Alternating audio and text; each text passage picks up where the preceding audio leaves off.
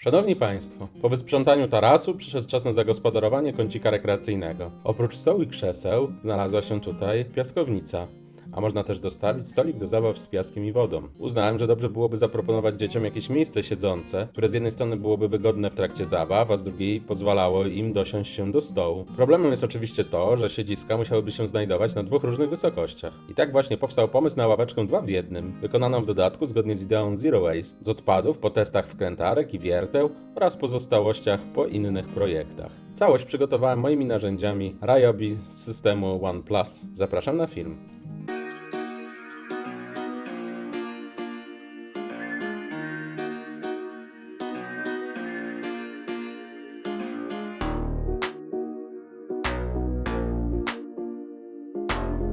Dwie kantówki sosnowe, które wykorzystywałem do testów wkrętarek i wierteł, zeszlifowuję, aby usunąć pozostające wyrwania materiału. Posłużą mi one do przygotowania nóg ławeczki. Jedna ma przekrój kwadratowy 6x6 cm, druga z kolei jest większa i ma przekrój 7x7 cm.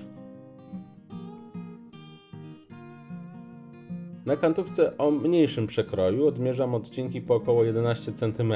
Ustawione jeden na drugim będą stanowiły trzon nóg ławeczki. Docinam je teraz z wyżynarką. Jest to jedyna moja pilarka, która radzi sobie bez problemu z materiałem o grubości większej niż 60 mm.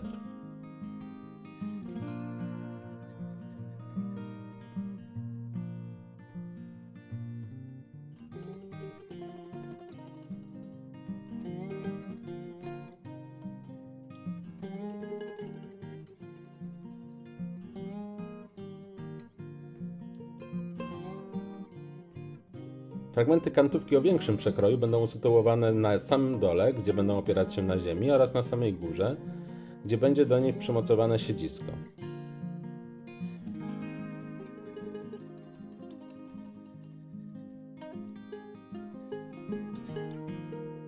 Tym razem docinane odcinki mają długość 22 cm.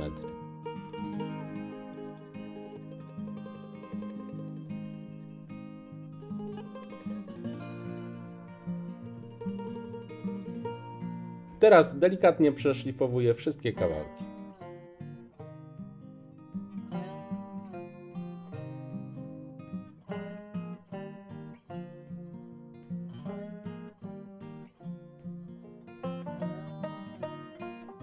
Sklejam je teraz w literę T. 3 kawałki mniejszej kantówki ustawione jeden na drugim i jeden kawałek większej kantówki. Dbam o to, aby z jednej strony wszystkie ściany licowały ze sobą.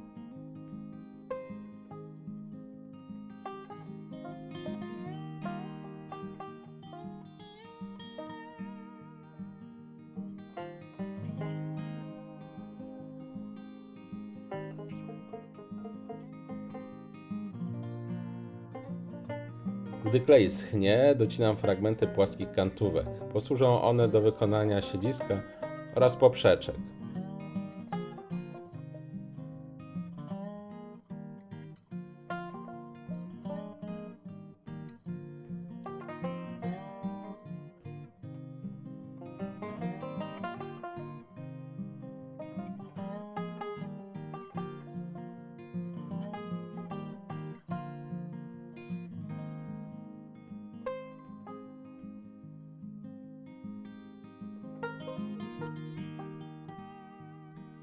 Gdy już klej zwiąże, sklejone fragmenty nóg łączę parami za pomocą zawiasów.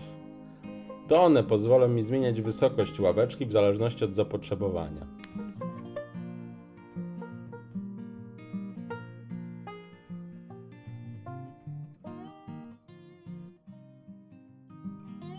Do skończonych nóg przymocowuję teraz kantówki tworzące siedzisko. Dbam, by były one równomiernie rozłożone.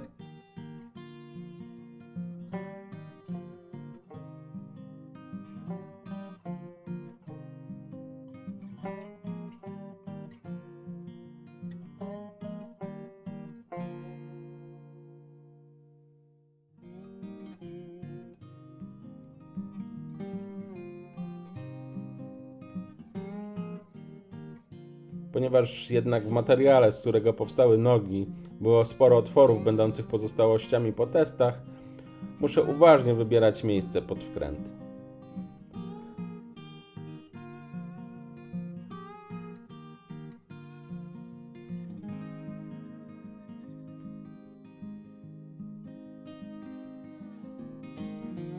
Teraz jeszcze drobne poprawki szlifierką mimośrodową, przede wszystkim żeby nogi właściwie się składały.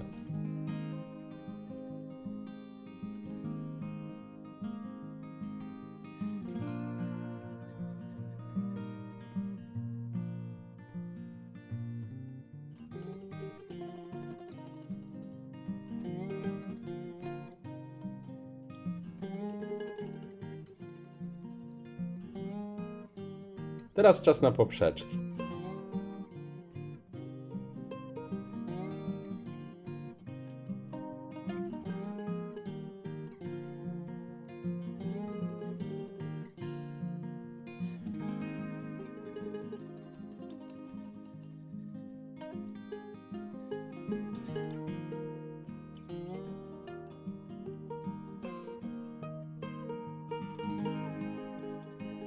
Montuję je do nóg za pomocą kątownika.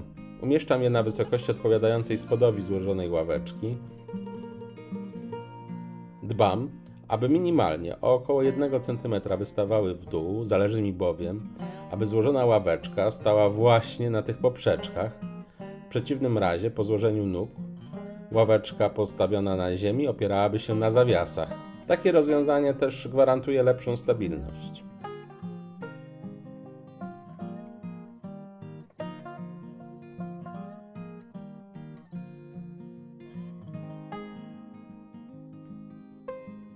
No i jeszcze jedna poprzeczka. Tym razem nie będzie ona przymocowana do reszty ławeczki na stałe. Będzie ją się zakładać na podpory, aby uniemożliwić ich przypadkowe złożenie. Takie mogłoby mieć miejsce, gdyby któryś z końców ławeczki przeważył. Właśnie ta kantówka z zamontowanymi na końcach kątownikami będzie pełnić rolę obejmy.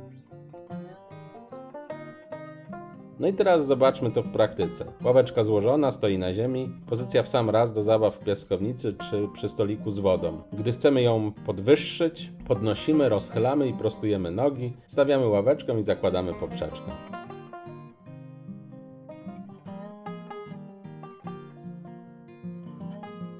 Aby ławeczkę złożyć, wykonujemy czynności w odwrotnej kolejności. Pozostaje ją jeszcze zabezpieczyć i pomalować, ale to zrobię, gdy będę odnawiał stolik i krzesła ogrodowe.